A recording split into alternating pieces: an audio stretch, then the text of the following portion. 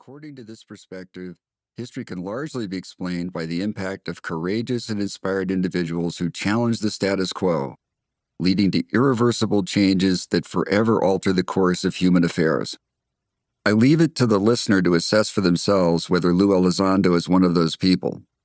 At a minimum, I can say without fear of contradiction that Lue has played a central and indispensable role in forever changing the way humanity views the issue of unidentified anomalous phenomenon, UAP.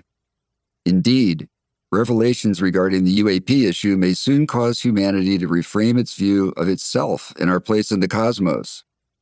This incredible true story will, among other things, explain how the UAP issue was recently transformed from a scurrilous tabloid newspaper topic to a valid and important national security issue. To fully appreciate the impact Lue and some of his colleagues have had on our understanding of UAP, you need to first understand the situation that existed at the time Lue began his journey. When I first met Lue at a closed-door Pentagon meeting early in 2017, the UAP issue was still regarded with unremitting contempt and disdain by the mainstream press, the scientific community, and the U.S. government. This was nothing new. The UAP issue had been mired in a quagmire of controversy, wheels futilely spinning, accusations flying, since the 1940s. Admittedly, it didn't help that a parade of UAP charlatans and frauds were seeking to exploit the issue for fame and money. No matter. From 1970, when the U.S. Air Force abandoned Project Blue Book, its public relations effort to investigate and discredit UAP reports, until late in 2017, when Lue resigned his position on the staff of the Secretary of Defense, there was no meaningful change in either the stated position of the U.S. government or in public perceptions of the UAP topic. True, sensational press reports of UAP activity would occasionally surface. There were also some ineffectual efforts to engage Congress, and even a significant but short-lived congressional earmark for UAP research. But there was no meaningful progress in recognizing the validity of the UAP issue from 1970 through 2017. Indeed, the UAP stigma was so bad in 2017 that most commercial and military personnel were afraid to report their observations for fear of damaging their careers and reputations. Similarly, most civilian witnesses were reluctant to discuss their experiences with friends or family, much less file an official UAP sighting report.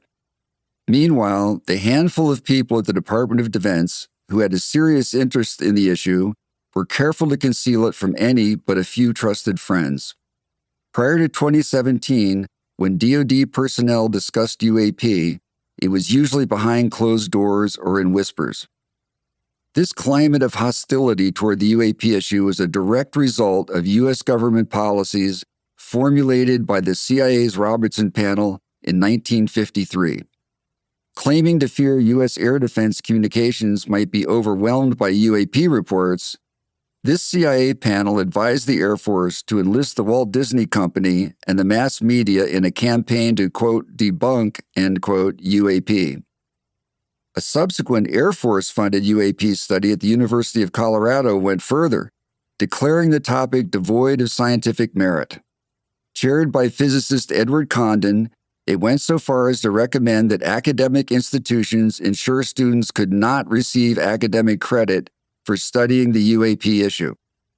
Dr. Condon's report provided the Air Force the excuse it sought to close Project Blue Book, its controversial UFO investigation. As time passed, Air Force contempt and hostility for the UAP issue became more explicit. By 1970, despite thousands of credible unexplained UAP reports, the Air Force disingenuously took the position that UAP were simply the result of, quote, a mild form of hysteria, individuals who fabricate reports to perpetrate a hoax or seek publicity, psychopathological persons, and misidentification of natural objects, end quote. In other words, according to the Air Force, anyone reporting a UAP was either crazy, a fraud, or a fool. For decades thereafter, notwithstanding the testimony of many U.S. military veterans, and documentation unearthed by UAP researchers confirming